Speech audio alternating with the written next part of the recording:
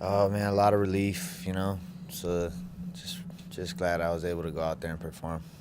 You knew we're the underdog going in. It seems like you're the underdog a lot of times in there. I mean, do you go in there with a little bit of a chip on your shoulder, or, kind of sick of maybe not getting the respect that you deserve?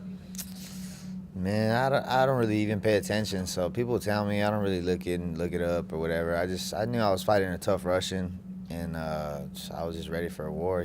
Pretty much at this level, you gotta that's we gotta just expect to be able to go in there and fight our heart out for 15 minutes and be hurt and still keep fighting. So that's what I prepare for, no matter who or what the situation is. So.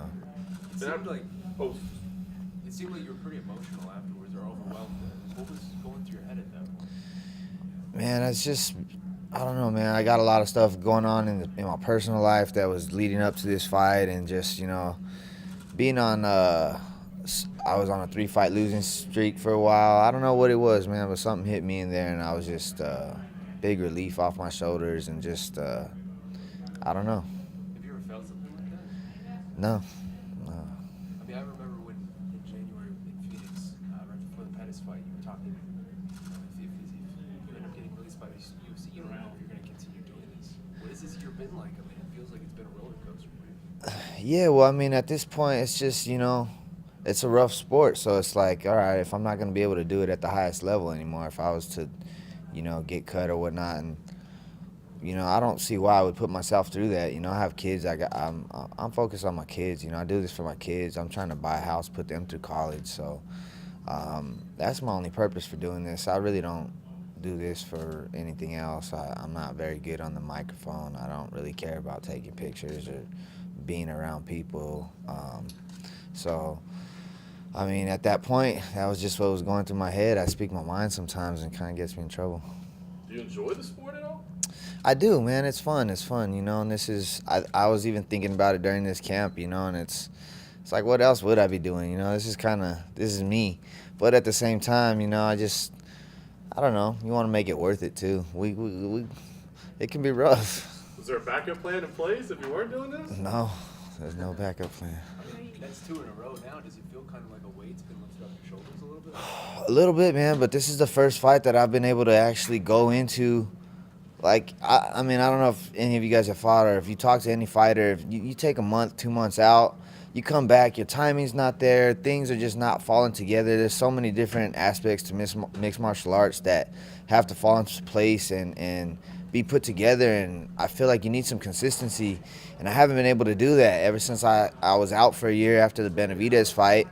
And I had to jump right back into fight camp. I was pretty broke. I just needed a fight, and things weren't, coming together during camp. I just put a lot of confidence in my experience and that I had been doing it for a while, that things would come together during the fight, and they really didn't in that fight. And then, split decision loss. Then 2 months after that, I completely tore some stuff in my body that put me out.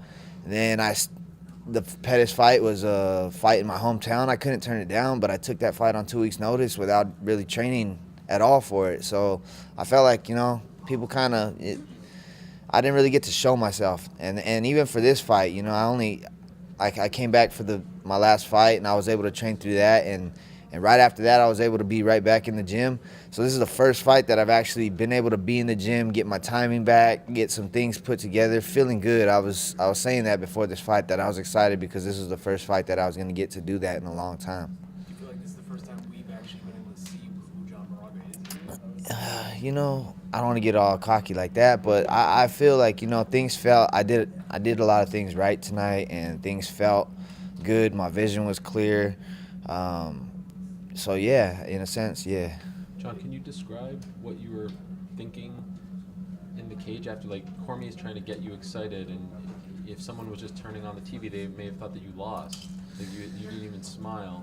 What was going through your mind there? What was leading to that sort of body language? I don't know, man. I really don't know. I felt like crying or something. I don't know what it was, but I don't know. Did you feel like crying because of the win itself, or because everything was coming, all the emotions? Yeah, maybe just everything finally is falling into place for me a little bit, and I don't know. I just put a lot of pressure on myself for this. I don't know if it was not pressure, but whatever it was, like I said, I had a lot of things going on in my personal life that leading up to this fight, it was like, man, I just either needed to fight and then to get out of that. I expected a war with this guy. I expected to have to fight tooth and nail and come out broken, and it played out the way it did, so I was just overwhelmed. What's going on back home? Just things. Okay, are things better, or do you have to deal with it now? God is good. He's on my side, so I'll be all right. It seemed like there was some will they, won't they with your walkout song this week. Can you explain kind of what was going on this week? Oh, man. I didn't mean for it to cause that big of a deal or anything, but, I didn't think it was that bad. I understand why this is a tragic week here in Vegas, and I definitely have all the compassion and respect. I want to, make sure I'm respectful. But, during the fight week, you're not really focused on everything else that's going around. I was cutting weight. I was, woke up to the issue of finding another song, and I was searching through songs for an hour and a half, and I couldn't find one, and I was just frustrated. So, people on my Twitter have expressed that they really liked me coming out to that song too. So I didn't really think I had that many followers on Twitter, anyway. So, man, I don't know. It just kind of blew up and took off, and, it wasn't that big, but hopefully no one got too offended by it. I was just... What happened that you were able to use it? They edited it out a few things. Okay. Yeah. A few words that I guess they didn't appreciate, and they were able to edit it out for me. Is that something that you just found out about yesterday, or did you know about it? They had told me the day before, and then I didn't find another song that night. I kind of didn't worry about it, and the next morning I woke up to hurry up. We need this right now. So I was just kind of frustrated and trying to deal with it, and I tweeted it to my fans, hoping to get some suggestions. But, yeah, that's what it was. I know you weren't in there long, but was it cold in the cage tonight? I didn't notice anything, but we warm up. We warm up. We go in there pretty sweaty, so